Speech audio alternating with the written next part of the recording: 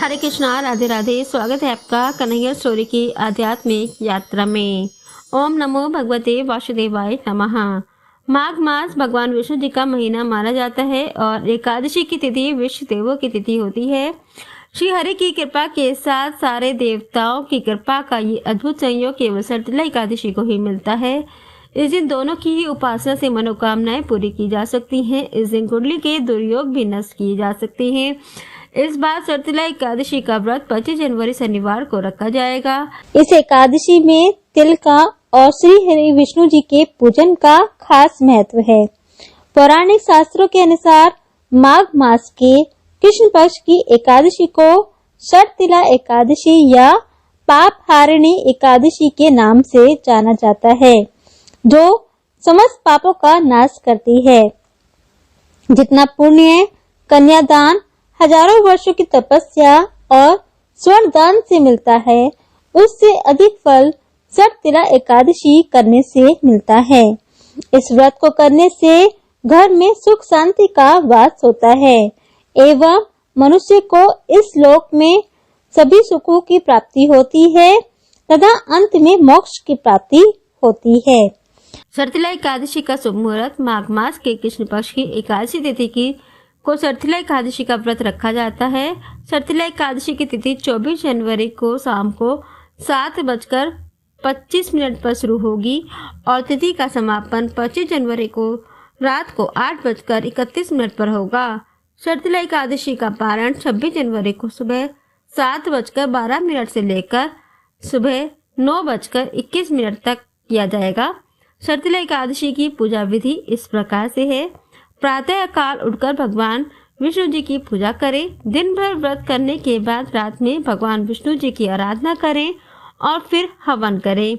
अगले दिन द्वादशी पर प्रातः काल उठकर स्नान करें, फिर साफ सुथरे वस्त्र धारण करें और भगवान विष्णु जी को भोग लगाएं। इस दिन भगवान विष्णु जी को पीले व्यंजन और तिल का भोग अवश्य लगाएं।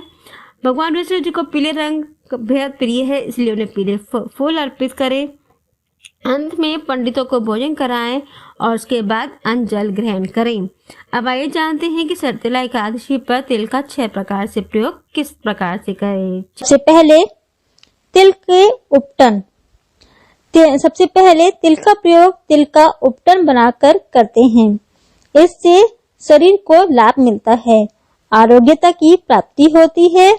इससे सर्दी का विकार भी दूर होता है। दूसरा है तिल का स्नान। दूसरा प्रयोग है कि तिल को जल में मिलाकर स्नान करना चाहिए। स्नान करने के बाद पीले कपड़े पहनते हैं। ऐसा करने से दुर्भाग्य का नाश होता है। तीसरा है तिल का हवन। 5 मुट्ठी तिल से हवन करते हैं। हवन करते वक्त 108 बार ओम नमो भगवते वासुदेवाय नमः मंत्र का जाप करें। इससे मोक्ष की प्राप्ति होती है। चौथा है तिल का तर्पण।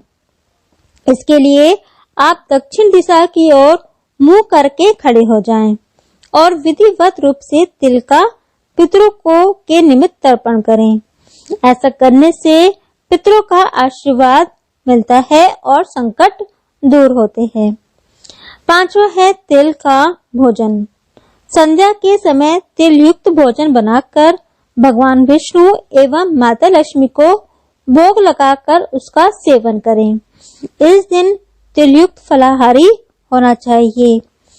यह सभी प्रकार के शारीरिक संताप को समाप्त करके आरोग्य प्रदान करता है। छठा है तिल का दान। महाभारत में उल्लेख मिलता है कि जो भी व्रती माघ माह में ऋषि मुनियों या गरीबों को तिल का दान करता है, वह नरक के दर्शन नहीं करता है। माघ माह में जितने तिलों का दान करोगे, उतने 1000 वर्षों तक स्वर्ग में रहने का अवसर प्राप्त होगा। सर्तिला एकादशी के दिन काली गाय और तिल के दान का विशेष महत्व है। सर्तिला एकादशी की व्रत कथा इस प्रकार से है। एक बार नारद मुनि ने भगवान श्री हरि विष्णु से सर्तिला एकादशी का महात्म्य पूछा। वे बोले, हे प्रभु, आप मेरा प्रणाम स्वीकार करें। शर्तिला एकादशी के उपवास का क्या पुण्य है, उसकी क्या कथा है, कृपया करके मुझसे कहिए। नारद जी की प्रार्थना सुन भगवान श्री हरि ने कहा, हे नारद, मैं तुम्हें प्रत्यक्ष देखा सत्य वृतांत सुनाता हूँ, ध्यान पूर्वक श्रवण करो। बहुत पहले मृत्युलोक में एक ब्राह्मणी रहती थी। वह सदा व्रत और उपवास किया करती थी। एक बार वह 1 मास तक उपवास करती रही। इससे उसका शरीर बहुत कमजोर हो गया।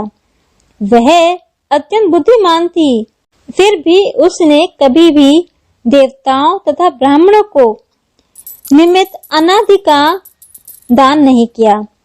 मैंने चिंतन किया कि इस ब्राह्मणी ने उपवास आदि से अपना शरीर तो पवित्र कर लिया है तथा इसको वैकुंठ लोक भी प्राप्त हो जाएगा, किंतु इसने कभी अन्न का दान नहीं किया है।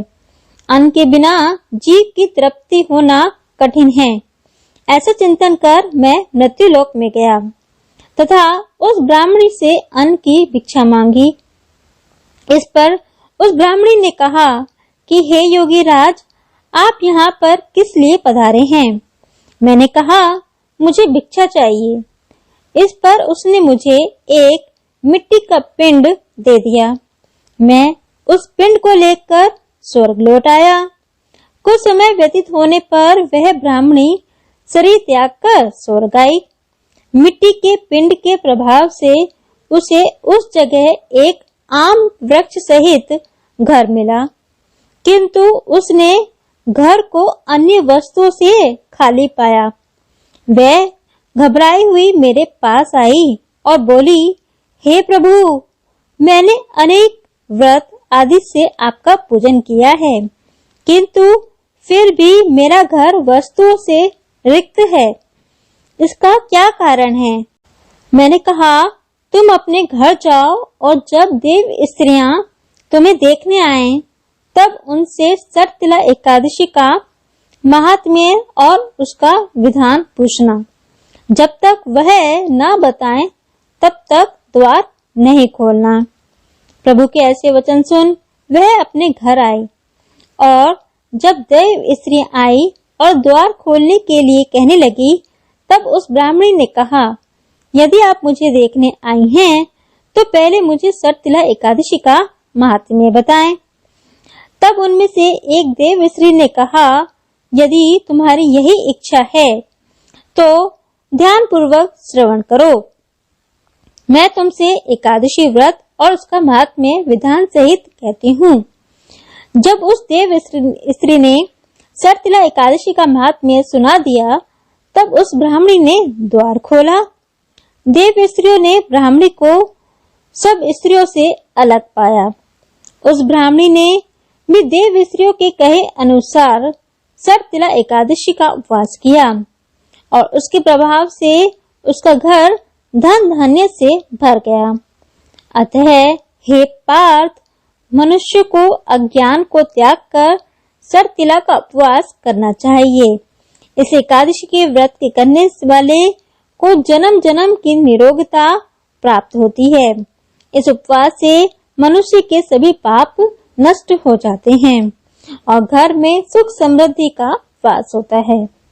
तो ये थी शर्तिला एकादशी की व्रत कथा और पूजन विधि। क्या 6 ऐसे उपाय हैं जिनसे ये एकादशी आपके लिए और लाभकारी हो जाएगी। राधे राधे।